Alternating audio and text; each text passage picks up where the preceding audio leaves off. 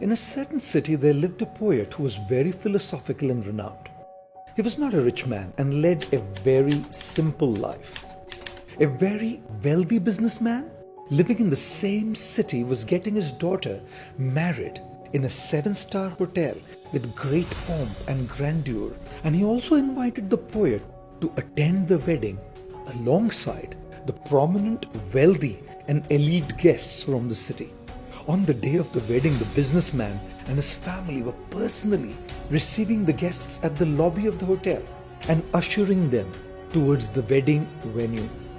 All the wealthy people of the city who had come were decked up, wearing expensive, branded clothing. When the poet arrived, dressed in very simple, non-expensive clothes as always, he waited in a corner for someone to approach him.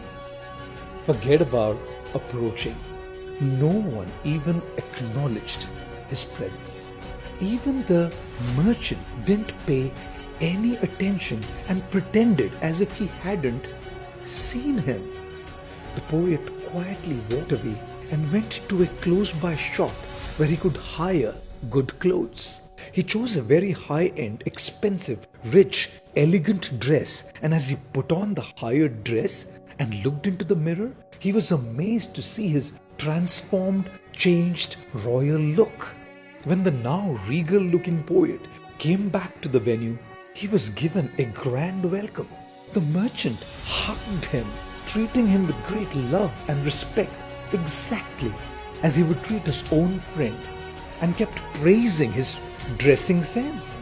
After introducing the poet to all those present, the merchant led him to the dining area, while still praising his poetry, maturity, and wisdom. He made the poet sit in a very prominent place on a beautifully crafted couch with soft cushions. The food was being served in expensive fine crockery and cutlery, and the merchant lovingly served the delicious meal to the poet with his own hands. And then something strange happened. Instead of eating the meal, the poet started dipping the corner of his coat in the soup. He sprinkled a part of the fancy rice prep on his trouser. Addressing his own clothes, he said, "This is a feast for you, my dear clothes. You guys should enjoy it." All the guests were surprised at this weird behavior. Finding this bizarre, the host asked the poet, "What are you doing, dear sir? How can your clothes eat? And why under the sun would your clothes want to eat?" The poet very quickly and calmly replied, "My dear friend, I am a little astonished that you are asking me this question. Aren't you the same person who conveniently ignored me when I arrived here dressed up in simple clothes? I think it's my dress, my looks, my attire, my appearance that you value more than me.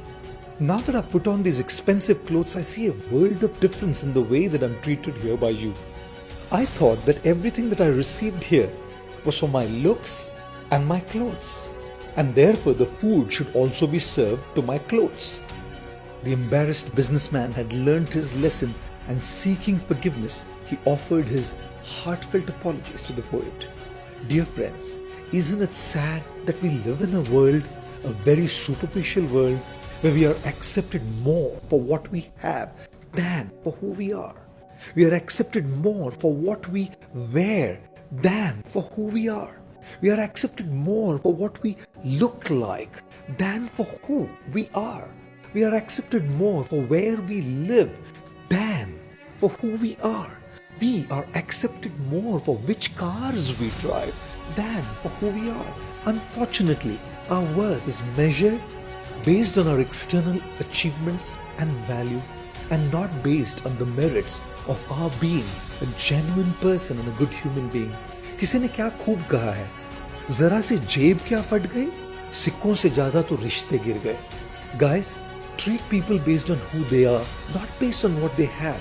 And if you find yourself in the company of such shallow-minded people who feed your clothes, keep a high hello relationship with them and look for genuine friends who can truly see your true worth.